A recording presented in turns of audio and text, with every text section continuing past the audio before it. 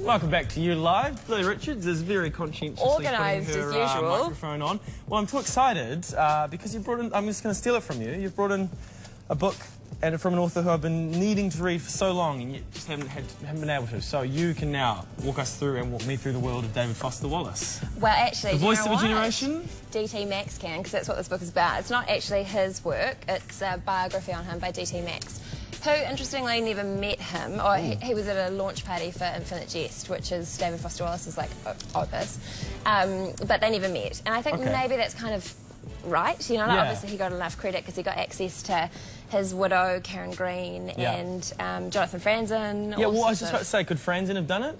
Or were they too good at friends? See, I don't think he wanted to. You and I both read that piece that he wrote on Franzen, which is actually also in Franzen's collected works. So he said his piece in an essay.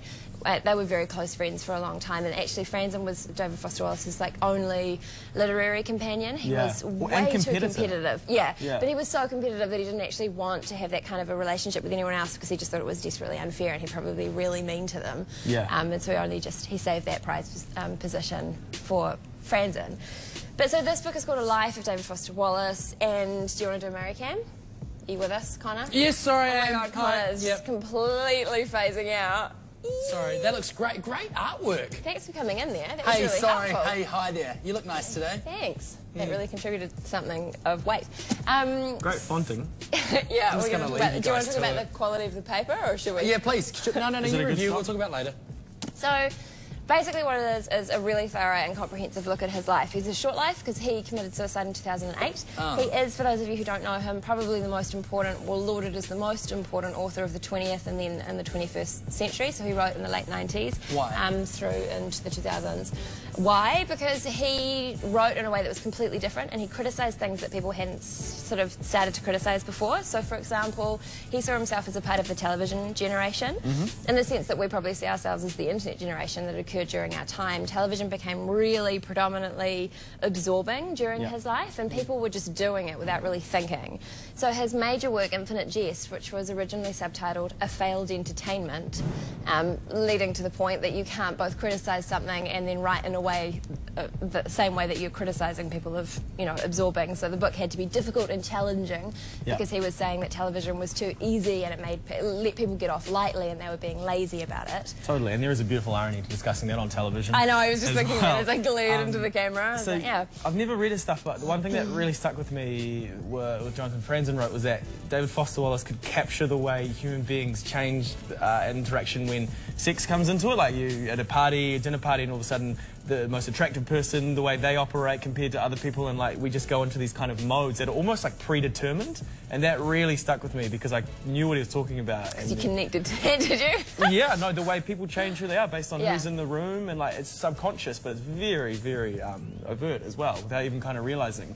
I think for him, the key probably to being a really good author is also being a really good observationalist. And he was very astute at observing people.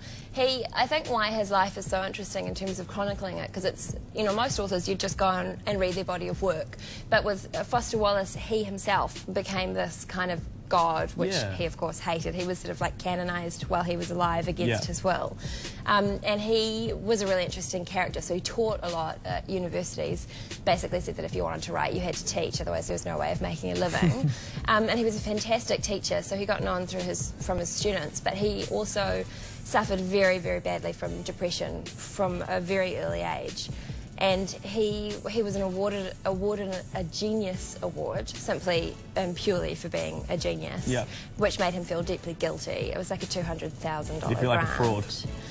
Not so much a fraud, but he just sort of thought, well, what's the point? Why are you giving me all this money?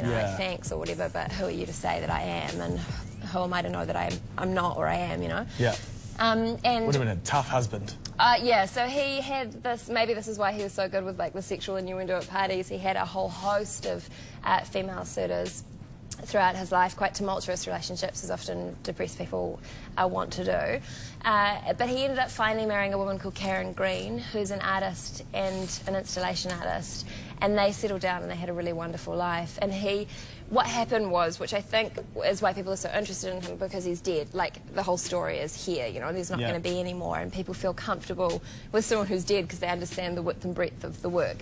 So he went off his medication. He wanted to get better, and so he wanted to do that without being on meds. Yep.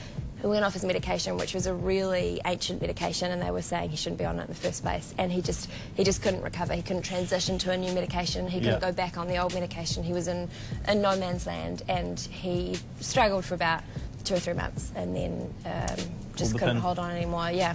So sad as well for the people around him who, like, they just wanted this amazing work. Like, was it a new Pope or a King Pope or something, the book that he was working on? Oh, The Pale King. Pale King, yeah, never quite got released.